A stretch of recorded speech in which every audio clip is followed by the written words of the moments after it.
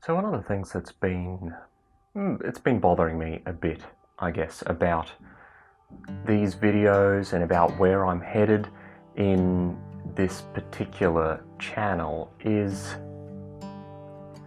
it feels like a bit of a pretense, I guess, to some extent. The way I'm learning and the way I'm exploring these things is to do stuff in an attempt to emulate or copy other people that I see that are successful. So, you look at the Casey Neistats and the Peter McKinnons, and you look at some other famous YouTubers, and you see the successes they are having, and you think, okay, well, if I can basically just do that and do their thing, then I too will see the success they have. But the challenge I have sort of hit is it's not the kind of person I am. The truth is, the kind of person I am is more reflective and more contemplated in what I'm likely to say, what I'm likely to do, how I'm likely to act. You're unlikely to find me spontaneously doing anything crazy and zany, and so there's this tension that exists. The tension is this: I am fully aware, because I do it myself, that the crazy, the zany, the unexpected, the dangerous, the foolhardy, these are the things that have a tendency to attract a lot of attention. And of course, we all have that underlying desire for the vanity metrics, don't we? For the likes, for the shares, for the followers, for the views, whatever it is you might be chasing. And what we need to be careful of, what I need to be careful of, and the reason for this video is that in our pursuit of that kind of success in whatever creative endeavor that we're going to be exploring, we don't lose sight of our authentic selves. Now, the word authenticity gets tossed around a lot. It really is a bit of a catchphrase. It's become something that people just like to say, but very few people actually explore what it means. And so what I want to do is I want to slow down the pace of these videos, if at the very least because it will feel more authentically me.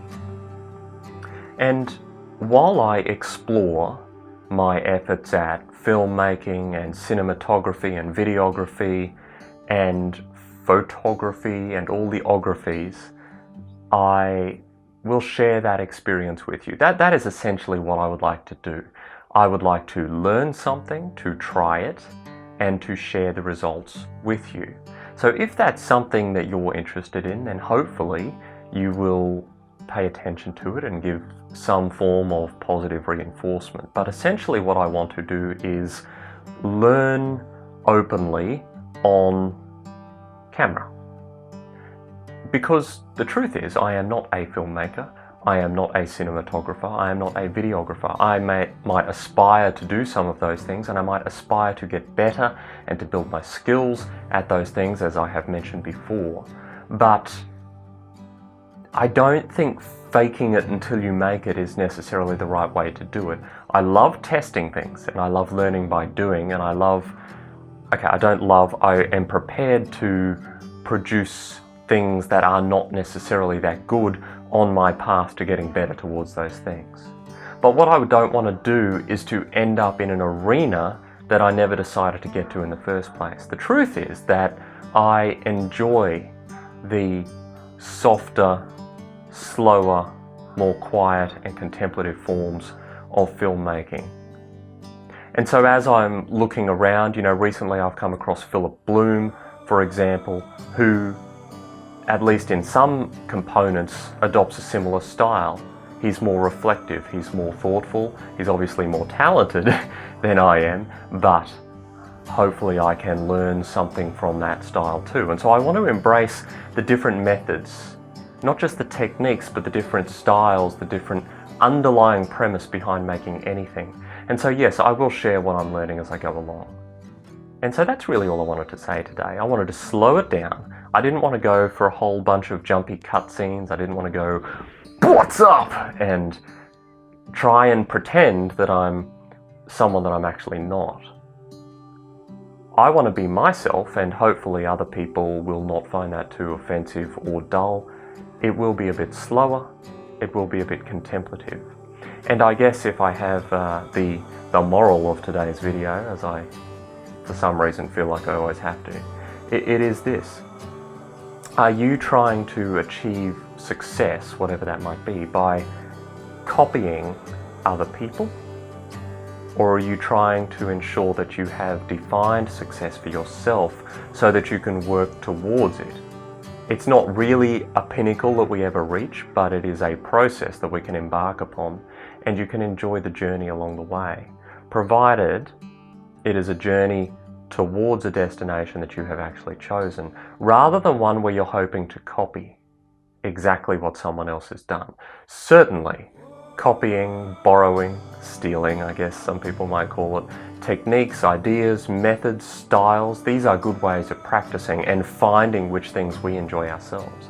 But there are some dangers in doing so, that we end up simply chasing the outcome that those people have had by attempting to copy the process that they used, rather than enjoying the fact that we are learning something by embracing that new skill set that they might offer to us, while remaining true to what we're actually hoping to achieve. I hope that makes some kind of sense. I'm not really interested in becoming a bungee jumping, tattoo ridden, boosted board riding individual, which seems to be all the rage. That is not the kind of life that I lead, but I am interested in learning these skills and applying them and telling stories, and I am interested in trying to get messages across that are helpful for people. So that's fundamentally where I want to head. Yes, there will be some tech things, because I'm interested in tech. I enjoy tech. I'm particularly enjoying things with videos and cameras and whatnot at the moment, so yes, I will share a bit of that as we go along. So hopefully you'll join me on this journey. This is potentially a slightly new direction. It might not be that surprising to some of you who know me well, but let's see where it takes us. Because we can always go back to doing other things later if we decide that's what we need to do.